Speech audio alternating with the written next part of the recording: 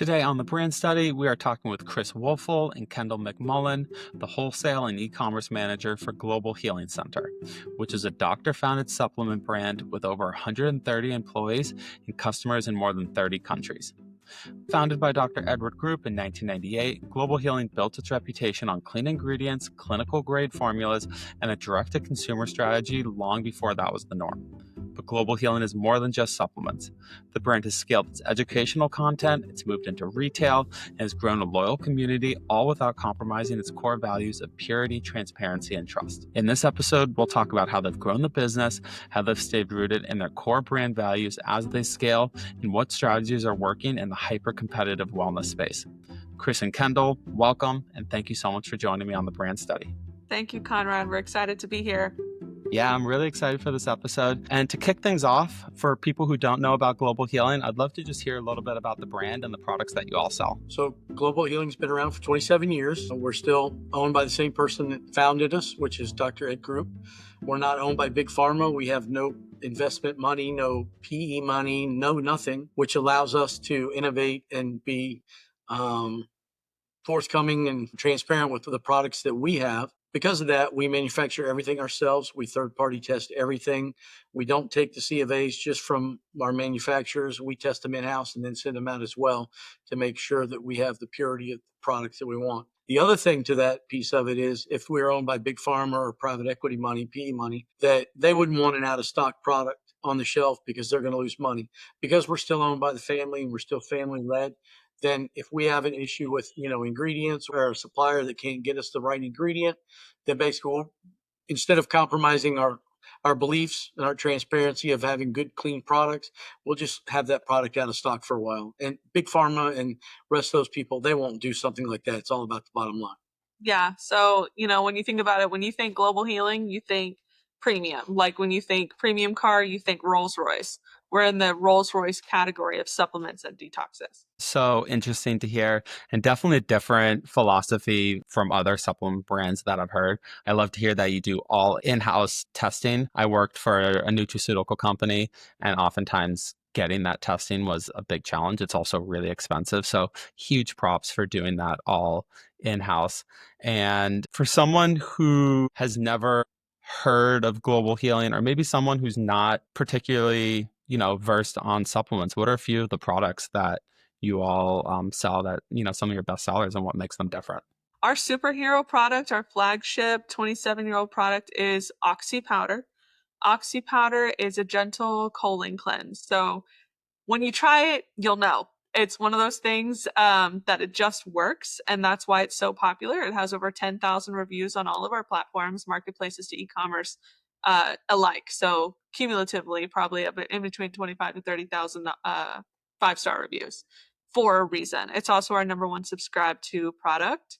OxyPowder is brand name. That is ours. We own that. We own the technology. But some of the products that may be more well-known that are favorites would be our liquid B12.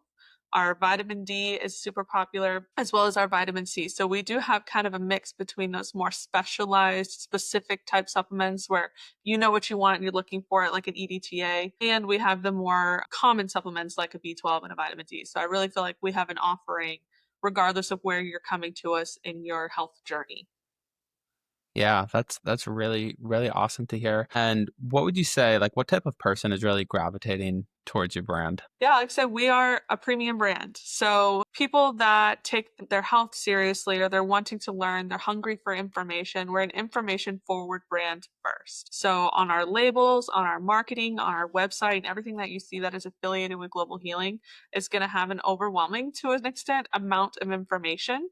So people that are gravitated towards Global Healing are those ones that are eager to learn.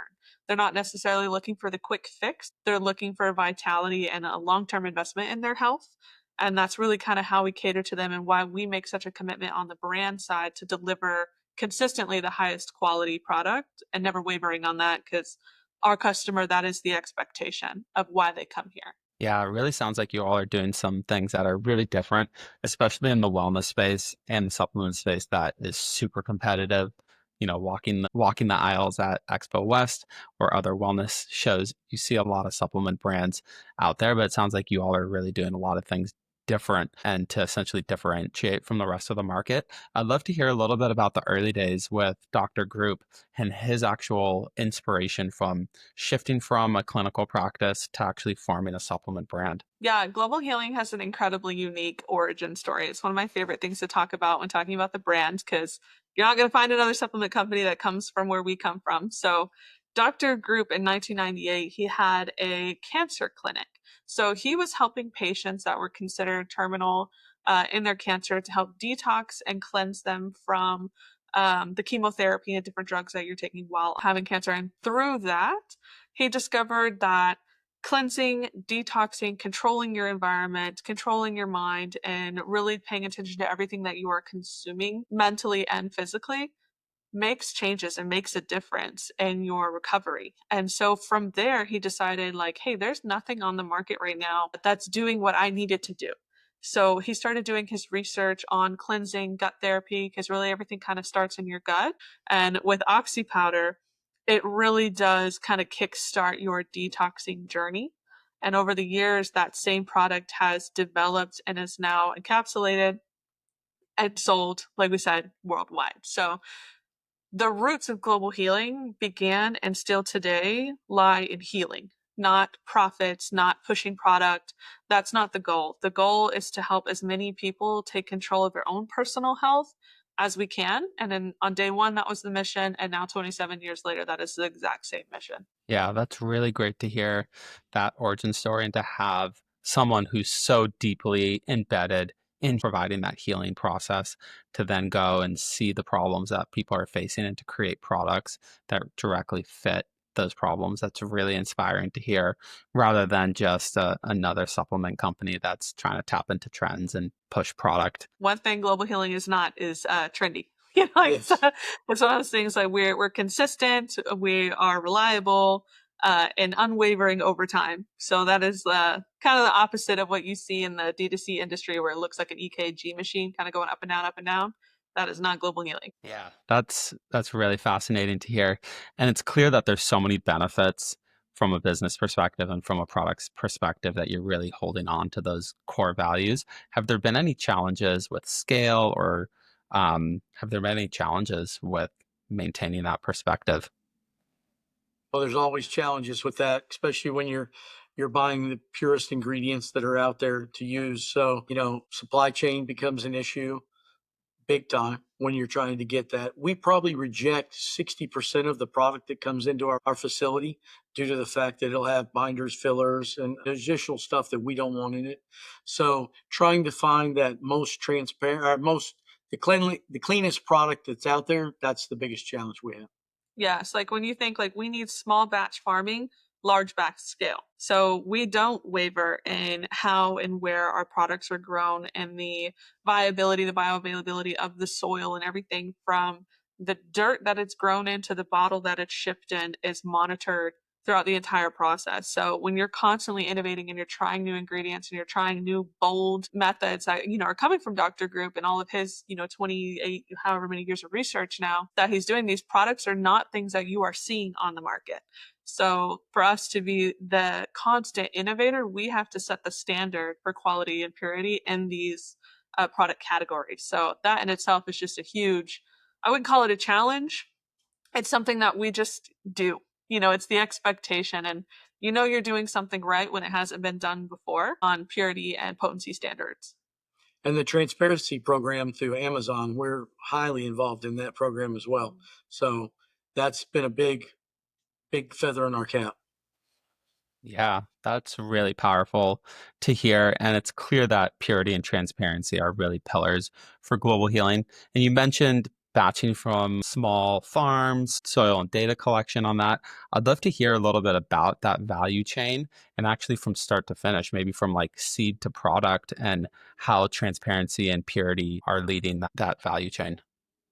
We're extremely selective on who we work with and what farms we work with and the geographic location of those farms. So bioavailability means how well your body is going to absorb that supplement or that nutrient or that mineral. And if your ingredients are grown in soil that are lacking nutritious components or those elements, then the final product will lack that as well. So one major thing that we do is one, measuring soil before we plant the crop.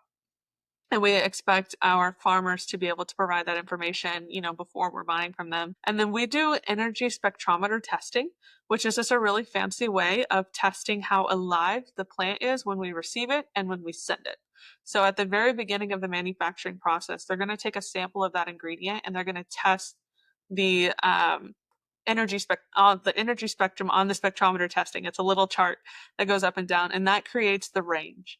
And so now as we move through manufacturing and it's on the final product, once it's bottled, they're going to take that final product in bottle and retest it against the same standards before it was processed to make sure that it is in the same range.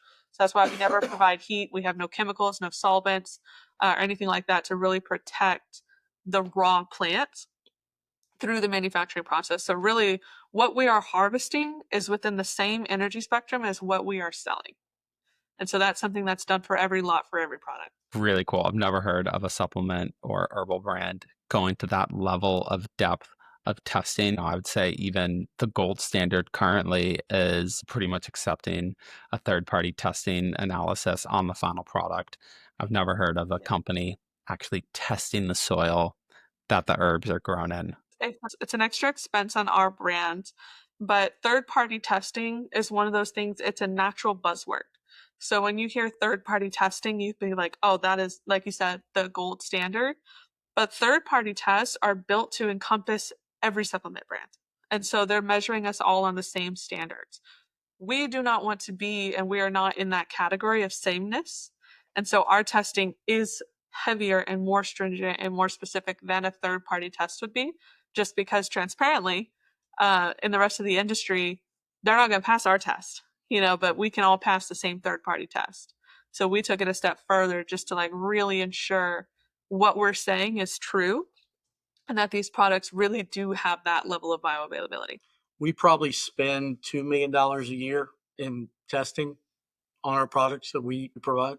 And that's just a straight spend. When you're putting something in your body and when purity and transparency are the core values, that's really what it takes to hold those brand values, that it's clear that it's not just copy on a website or you're like, hey, this is actually the product that we're creating. And these are the standards internally that we're going to hold ourselves to.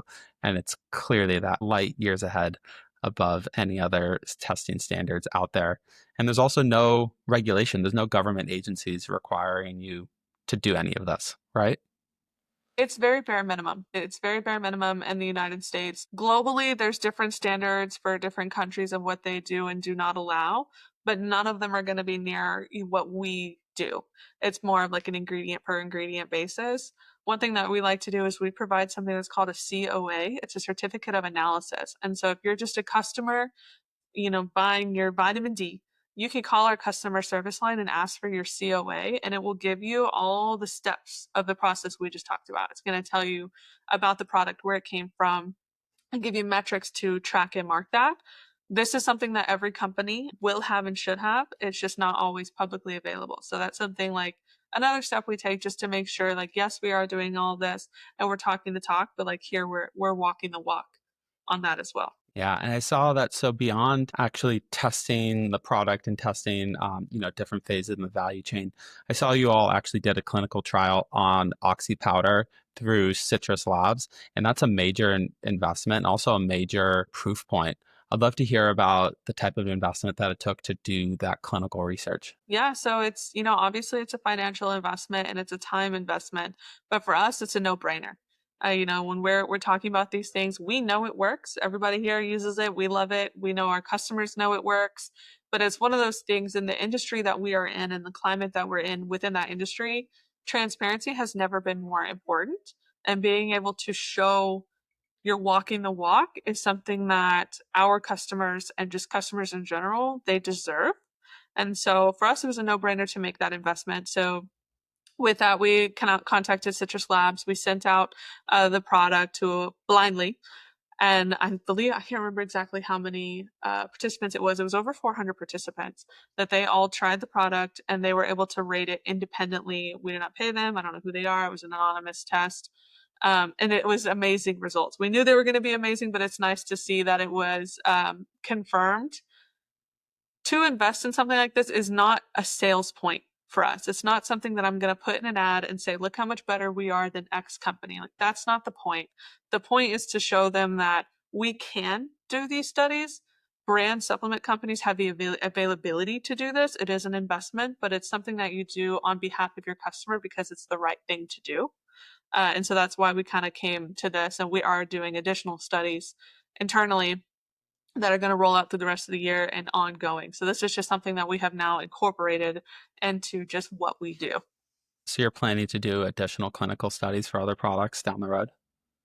Consumer trials for sure, and clinical studies, yeah, down the road, especially with our products that are as widespread as OxyPowder, or, some of our products that are more specific for, those group of individuals that really know what they want. Like if you're searching for calcium disodium EDTA, you know what you're looking for. And so that's something we want to make sure that when you're looking for that, you know exactly where, when, who, and how that product was made, and then kind of repeating that for the rest of the SKUs as well.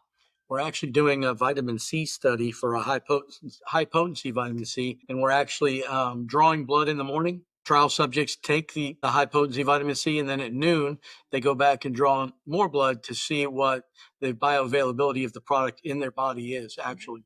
It was a fasted study, so we're making sure like all the things are controlled, and it is held by a doctor outside of the company. So it's third party controlled, all the lab results. I did it. I haven't even seen my own lab results. It's one of those things that goes into an anonymous bucket where we can see exactly how pure that high dose vitamin C is through actual lab work. It's really fascinating to hear and definitely sounds super thorough.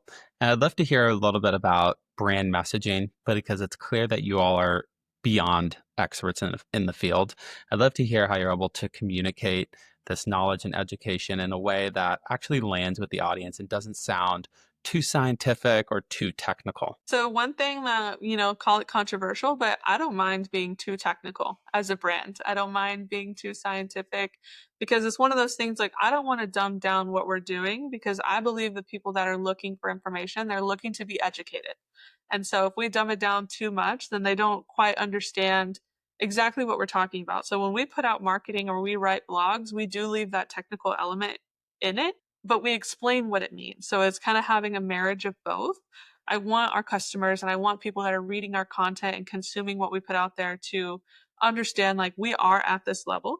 This is what this means, but I'm not going to wash it out, so to speak. Like I believe that in our marketing, and I do a lot of the marketing, so that's why I say but my team and everything, when we make the content, we're making it with the purpose of educating. And so you don't under clinicalize a textbook. So we're not going to under clinicalize our blogs or content either. So it's just as a whole raising the industry. Really fascinating to hear. And I guess if the audience is seeking information, you're really looking for people who have that curiosity and are truly seeking answers. Not only do we track our numbers, we actually track the number of people that we have helped. And we've made contact with and are educated throughout the year. So every time we have a quarterly company meeting, we talk about the number of people we've educated and helped. Yeah, that is our company number one North Star number. So every company, every business has their key KPIs that they measure. Everywhere that I've been, I come from oil and gas. So everywhere that I have been, it had always been a revenue factor number or some sort of margin profitability type number that they're really aiming to hit. Here at Global Healing, it's the amount of people reached with information or helped. That is the first number that we're looking at. So we're quantifying how many views and viewership time on blogs or videos watched, different things, source of engagement interactions with our educational content is the number one thing that the entire company, from fulfillment to manufacturing to headquarters, is going to view and be measured by year over year over year. So that's the first number that we look at. So we put out a lot of content. And if you're looking at like our landing pages for our campaigns, they're not short, quick to buy landing pages. They're scrollable. They have plenty of collapsible information on them. So it really is putting in that work and that effort to do the research and explain it while having the clinical numbers and the resources down at the bottom that people can kind of verify where that information comes from. Absolutely. I keep hearing this trend, especially when it comes to advertising and organic content, that the amount of quantity that is put out is ultimately what ends up driving views and conversions. How do you balance quantity and quality when it comes to putting out content? Have a really good copywriter. So AI is like the topic that comes up all the time. And unfortunately, with what we do, it doesn't work because, like I said, we're constantly innovating. And so there's not that AI grabbable information. Like if we could go and write articles about vitamin C via AI all the time, but they're not our microsomal vitamin C's. And so it's a different technology that we use. We're talking about different things. We're raw herbal extracts. We're talking about microsomal. We're talking about our ingredients, our sourcing that is so specific that AI doesn't work. So what we do is we have very frequent, like we call them spaghetti meetings because we're just throwing noodles at the wall to see what sticks with our campaigns. And that has probably 7 to 8 people in them. And we're all talking about in my channel that I own, what questions are people asking? And then from there, we talk about content and we have copywriters also that will write out the content and we peer edit and then make sure that that is what then goes live. We don't do AI generated articles, but we do have a constant machine running to brainstorm, research, and create the content. It's really important for us to have that internal element rather than outsourcing to a tech or to an agency that may not fully understand the brand. That's also an investment in my experience that is different. We write our blogs in-house. We write our captions in-house. We create our own social content. It's not outsourced. So that's something like we spend a good deal of time. My team, the e-commerce team, probably spends 70% of their time researching and writing. Yeah, that's a lot of time. And how do you balance organic education with some more traditional marketing and acquisition channels like meta advertising? I found that a marriage of both is what really works. So we have plenty of ads and spend plenty of money on ads that lead you to a page that is a non-product conversion page. And what I mean by non-product conversion page is you click on that ad and you go to a blog, or you click on that ad and you go to a landing page that's telling you about our OxyPowder study. So it's not trying to get click to purchase. And I really embrace the full funnel in that. So I understand that I'm investing top of funnel on informational ads on things that are just served as education components. And then from there, I really trust my retargeting to send in the rest of the ads. So it's kind of like marrying a click to purchase without getting too greedy because I do understand like I'm happy to spend money on spreading that information. And so that organic content gets repurposed into the paid content and put at my top of funnel, which I spend about 15 to 20% of my overall budget on the top of funnel. But that's why my ROAS at the bottom is like 2 to 3 times higher than the industry average because I'm spending higher at top of funnel on quality content, not necessarily just shopping ads. I think that's a really interesting strategy is essentially to spend advertising dollars to educate. So if people are landing and engaging with the content and you're arming them with educational tools and exposing them to problems that maybe they didn't know that they had, and to educate them about what you all are doing differently and how they can actually live their lives differently, and to inspire them to maybe take a health approach that they didn't know they needed. I think that is a really interesting strategy and is definitely different than a lot of the other brands that I talk to, and especially a lot of the clients that I work with, where you know, getting that return, ROAS is ultimately the top metric that they're tracking with their spend. But with you all, it might not be that short term return, and rather building that relationship and building a community around education.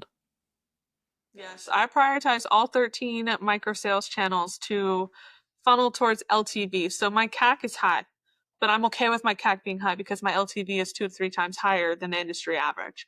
And so it's kind of, you have to pick one. Do you want a cheap entry price or do you want the long-term investment? And like I was saying, Global Healing is we invest so much into our customers, whether it be in information or the quality products or the packaging that we deliver them in, or we own our own facility for manufacturing and fulfillment. All of those are overhead expenses. So we're investing that into our customers. So for me, lifetime value or LTV is what really matters. The CAC is going to be high because I'm acquiring that customer that's going to stick around and wants to learn and wants to be a lifetime or long-term subscriber of ours. So just kind of, I think when you're measuring performance, it's important to understand that your performance metrics and your KPIs need to mirror the brand messaging. And so we're a long-term brand, we're a lifetime partner, so our KPIs need to match that as well. Yeah, and it sounds like you all are willing to take a longer sales cycle to actually educate and inspire a consumer rather than having those quick purchases.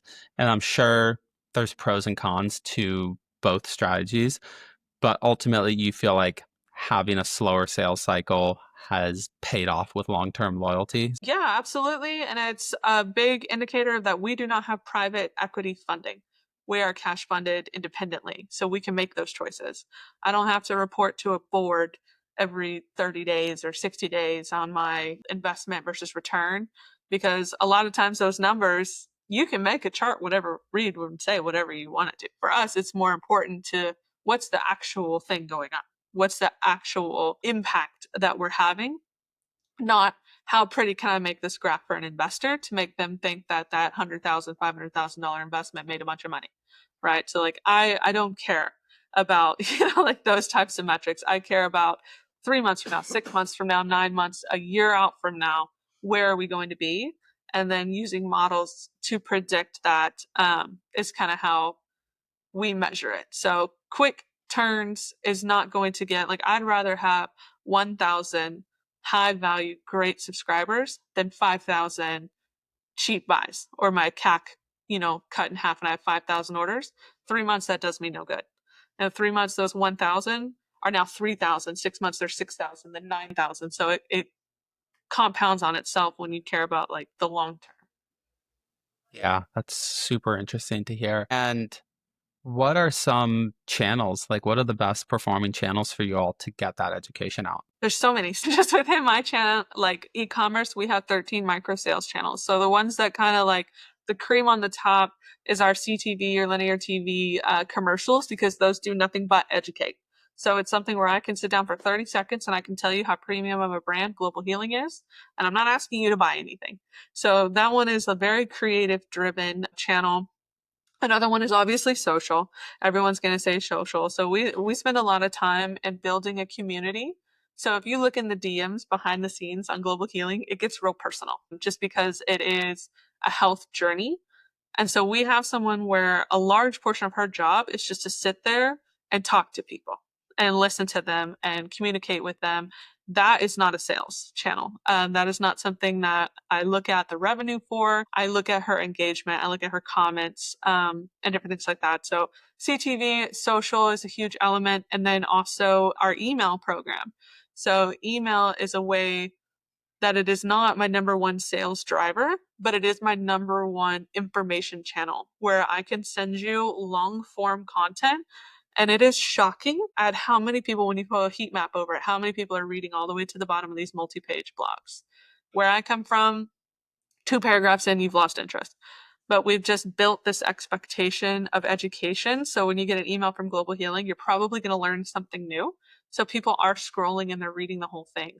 I would say creatively, we spend the most time CTV, social, and email. And then the rest from there would kind of be like that retargeting element, the paid element. And then at retail, we attend probably 2 to 3 trade shows a month. We have our own in-house educator. It's Dr. Ed's brothers, Dr. John Group. And so he will set up trainings with the store managers, the vitamin managers, et cetera. And then we'll do 5, 6 of those a day, and we'll educate them on our products and going from there. And then it also funnels back to social media, what Kendall does too. Yeah, and that's actually a perfect transition to how you all expanded beyond D2C and have been able to land on retail shelves. I'd love to hear a little bit about what that took internally to make that shift. So we had a wholesale account for about 4 or 5 years, our wholesale channel for about 4 or 5 years. And then what we did was they shut it down. I don't know the reason why that was. They just did. And they brought me on about a year ago, and we started it back up again. And I've been in the industry 30 years. So I took some of those contacts that I had at retailers throughout the United States, and we basically started to grow our channel again. Got it. So would you say So it started, it stopped, and then they brought you in to essentially relaunch it. And then did you use your personal contacts to then land on new channels? Correct. Everything's a relationship business. Our biggest customer right now, retail customer, is Sprouts. We got that about 5 months ago, I would say. We have 2 items in there, and we're presenting to them during category reviews all the time. We get a lot of customers through e-commerce that say, hey, please have Sprouts bring in more items. We take that e-commerce information, stuff that Kindle provides me, and we provide that to the category managers to help them make their decision on what to bring into the store as well. Yeah. And would you say trade shows are is one of the biggest strategies of actually getting additional retailer exposure? Absolutely. So we do chiropractic trade shows, we do retail trade shows, we do distributor trade shows, we do health and wellness trade shows, we do national practitioner trade shows. We are all over the place. Literally, probably 3 weekends out of the month, I'm on the road somewhere doing a show somewhere. Yeah, that's really fascinating. Are there any other growth channels that you use to expand the retail presence? Use a lot of brokers. And then I'm actually currently, right now, my three biggest states right now are Florida, Texas, and Southern California. Sprouts being 140 stores in SoCal. So I'm actually hiring 3 reps on the street to go out and to basically hit the major chains as well as the small mom and pop independents and sell up and down the street. Yeah, that's really interesting. And how do you adjust messaging when you're talking to a retail buyer versus a direct to consumer customer? So it's really basically the same thing. I mean, I lead with the same information. We've been around 27 years. We're still family owned. I lead with all the same information. Usually, the person that comes up and wants to know more information about our product will have a pretty good knowledge of the supplement industry. It won't be that person that just wants to take that one pill off the shelf that'll basically help them, cure everything. It's not that multivitamin person that's going to buy one thing and hope it fixes it. They understand that they're going to need to buy the vitamin C or the vitamin D or the multivitamin or the foreign protein cleanse or what other product that we have. So they kind of get it a little bit. So it's a little easier to talk to them versus some of the others that we have to educate a little more. But then again, that's where Kendall comes back. Prime example, we did Sprouts. Right before we launched Sprouts, I got with Kendall, said, hey, we need some social media content.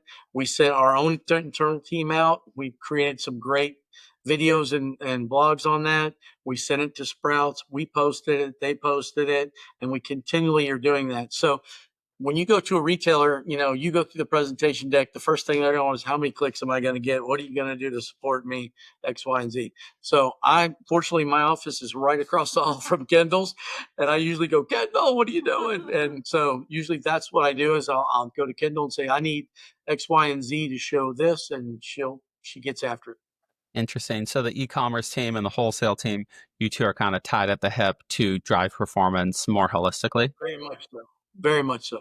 Yeah, that's Yeah, it all works together. Our e-commerce team is much more than e-commerce. We're the e-commerce marketing team. We have like within e-commerce, we have our, obviously our dev, we have email, SMS, influencers, affiliates, social media, all the paid channels and organic channels, as well as like technical help, and then work collaboratively with the creative team as well. So a lot of levers that we can pull within e-commerce to support retail as well as marketplaces or Amazon.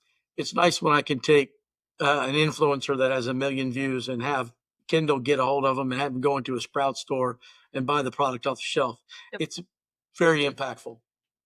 It's definitely a common theme that I've heard from other businesses is that getting on retail is challenging, but then actually getting the product off the shelves into the consumer's home, that is arguably the harder of the two in the sales cycle. So you're doing all of this to essentially expand education, show that you're in these retail locations to then help move product off shelves and assist in supporting those retailers. You've provided a lot, but are there any other key strategies that you use to help move product off shelves? Well, you need to support the retailers and their programs and what they do because they have all their programs. So you need to participate with them, do TPRs, temporary price reductions, whether you do say Sprouts, they do the 1 week 20% off deal for the entire vitamin shop category. So we participate in that as well. So you have to support the retailer as well as doing the education piece. I've talked to a lot of food brands and demos are really huge because they can actually taste the food and interact with the rep, and then purchasing is right there after they've had that experience. With supplements, you can't really demo. Is there anything that can replace demoing in store?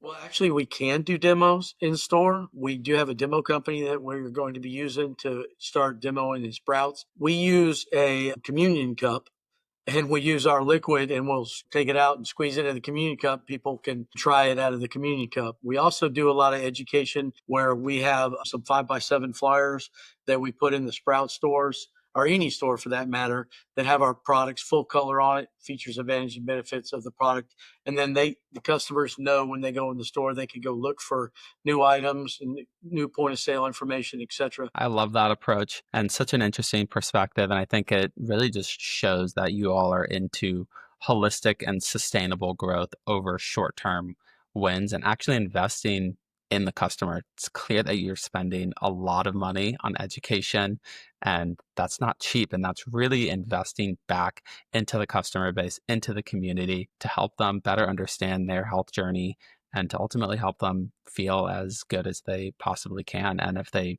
decide to go with you all, it seems like that's a great option, but it doesn't seem like that's really your end all goal ultimately. When you become the source of truth and you become the source of education, whether they buy now, they'll buy later. Because when they think, I need something, I am deficient in vitamin D, they're going to go to the brand that educated them. They're going to want, like, when they're in that position or when the customers or just human beings are in that position of vulnerability where they need something that their body is not producing for them or they need more of something, naturally you want the best, like when you're in that position. So you want the company that cares, the company that's investing, and the one that is consistent. There's a lot of supplement brands that are inevitably going to come and go, and that's okay. That's their what they want to do. That's trendy, that's fine. But our audience isn't looking for that, and that's fine. Everybody has their driving goals when purchasing a product, and when we are investing as much as we are in the customers, our customers are going to reciprocate that. And that's just the law of reciprocity. It's one of those things, like, you attract what you put out into the world, and that is personal and professional. Same thing in business. I love that. And I definitely try to live my life like that as well, personally and professionally. Is I'm a big believer of just providing value at any chance that I can.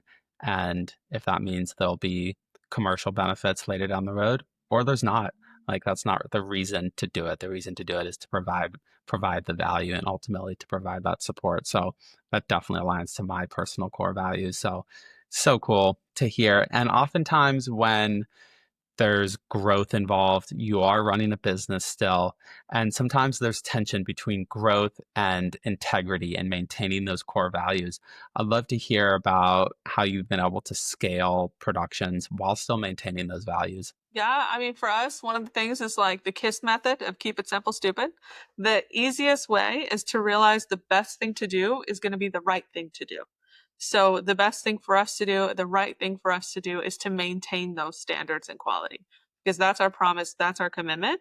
And so the biggest struggle with that obviously is going to be sourcing, but that's where transparency comes and transparency lives. So if we run out of stock of a product, it's not because we miscalculated. It's because we are literally growing the ingredients for that product, or something like that. And I will communicate that through our channels. So if we have subscribers that are running out of stock, like, we're not just going to send you, you're out of stock, sorry about you, go about your day. We're going to let you know, like, we're out of stock of this ingredient, or we're making more of this ingredient, or this product is in testing, something like that, so that they understand why what's happening is happening. It's not about covering it up, and it's not about necessarily fully resolving the problem, because it's always going to be there. When you're as innovative as we are, that is something that we're just going to deal with. It's more about navigating the communication component of it and keeping the customer in the loop. So it's not, I would say, yeah, the hardest part is absolutely keeping a 100% in stock rate, but we also live in the real world. It's not going to happen. We have daily meetings, 10 o'clock in the morning, Yeah. to go over out of stocks, close to being out of stock, issues, when something's coming back in. We have these meetings every day, so everybody on the team knows exactly what's going on. We had a situation like Kendall was talking about with a product.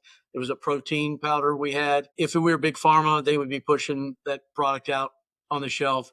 We couldn't get the ingredients that were all natural and that met our specification. So it's been out for about 9 months. So yeah, we're going to take the hit, but we're going to provide the product, and we're not going to, scrimp on our integrity.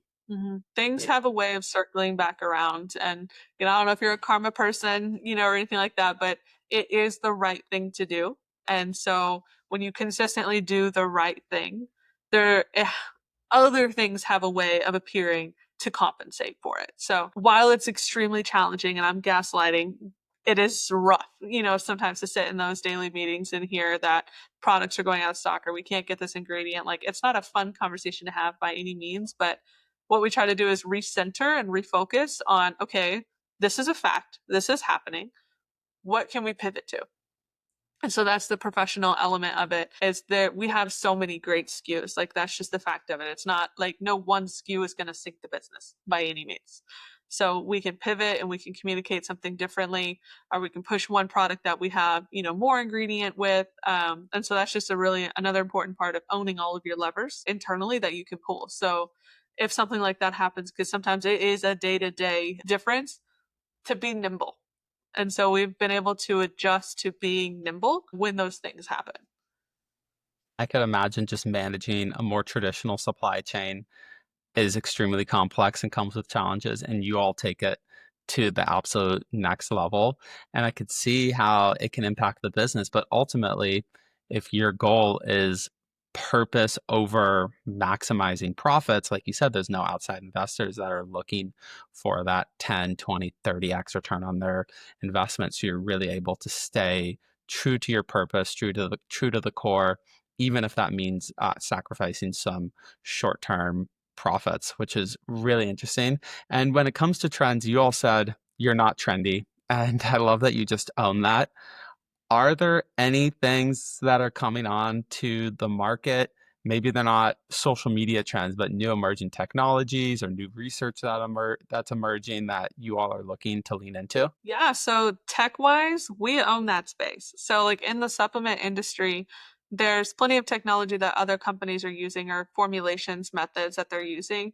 We are constantly actively developing how can we make the plant more bioavailable in the human body on a cellular level. So we work with technologies like our microsomal, which is a step past the liposomal that you've seen, on the shelves already. We have microsomal using carbon extractions for more potent formulas and different things. They're always so, like, there's always new tech that we're trying, we're innovating, we're developing, because a lot of it doesn't even currently exist. When you come to the tech side, trend side, we're really leaning into, like I said, the education component. Right now, people are so hungry for information about themselves, for information about their body. How does my body work? Why is this happening? Why am I always fatigued? And it's not slap a band-aid anymore like it has been in the past. People are demanding more of companies to understand why these things are going on. And that's our niche. So we're really putting the foot on the gas and leaning into that and offering that piece of education, or being as transparent as we can. So you do understand supply chain. You do understand what really happens behind the scenes in a business, because customers right now, they have access to more information than has ever existed in any generation before us.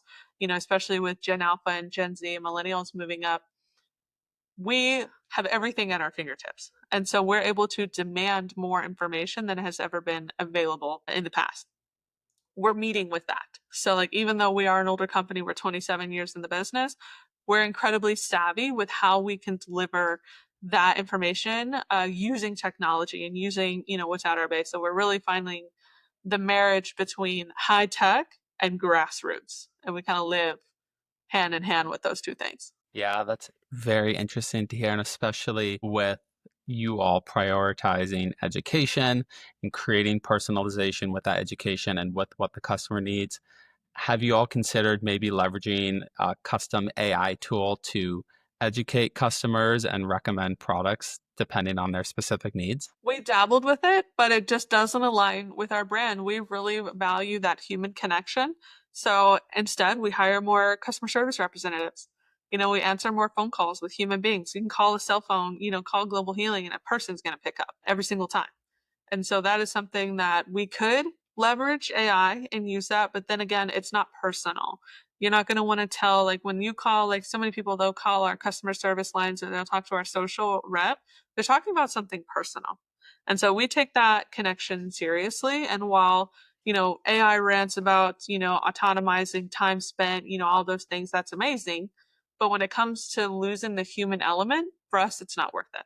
So we can do things like quizzes that are, just quick product recommenders, but we're always going to have that option to talk to a human being, whether it be in person coming into our office or via phone call. And that's just not something we're willing to fully automate. And our human beings on our customer service line are based here in Houston, Texas, not in some foreign country. They're downstairs. They're downstairs. So you're going to get a live human being from Houston, Texas that's going to answer the phone. Yeah, with extensive training on the product, the brand, the company. They're all great, like really great.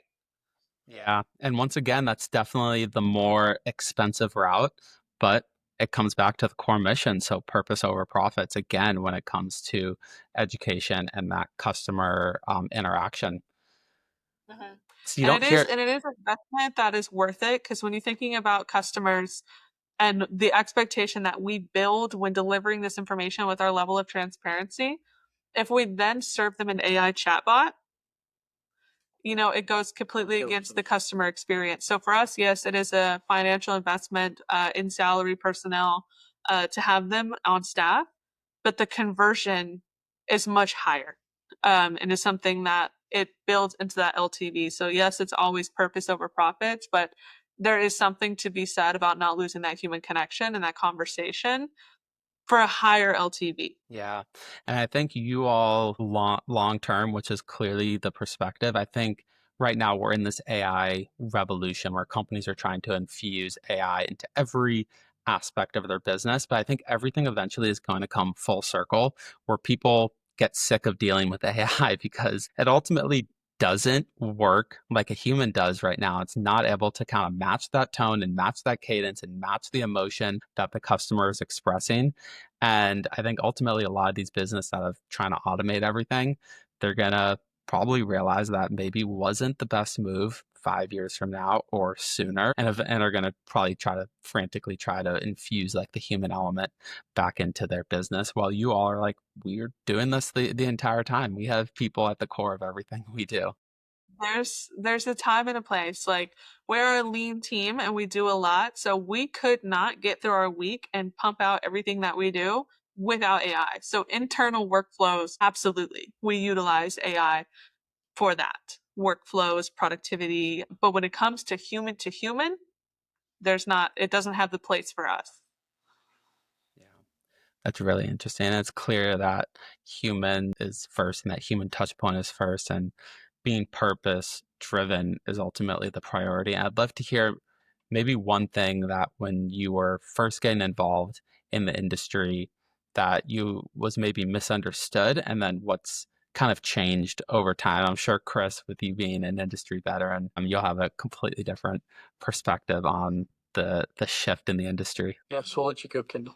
Mine would be, I'm such a type A person that I assume everyone else is also. So Global Healing's personality and my personality are very aligned with the way that we function. So coming from where I'm come from, I thought every company was doing this. I thought this was the expectation. This is the standard. Why would you do any less? And so as I'm getting in Global Healing and I'm looking and I'm doing competitor analysis and different things like that, I'm realizing, I'm like, oh my gosh, there is a huge discrepancy between how products are made and manufactured and sold. And so me being a naive customer, I was a customer of Global Healings before I work here. So I just assumed every company is doing this. And then you come to realize and you're like, actually, no, we're the only ones, that I can name off the top of my head. So that would be my biggest misunderstanding. So my biggest misunderstanding was that all supplements are the same. You go to the grocery store, you see, all the products out there, take one pill for this and then it cures everything.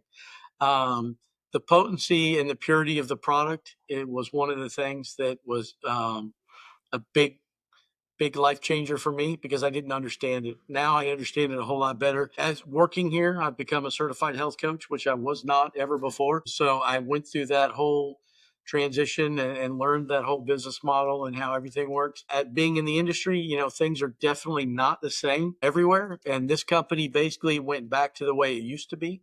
And that's one of the things. We're a huge company. I mean, in revenue, we're a big company, but in field, we're still mom and pop.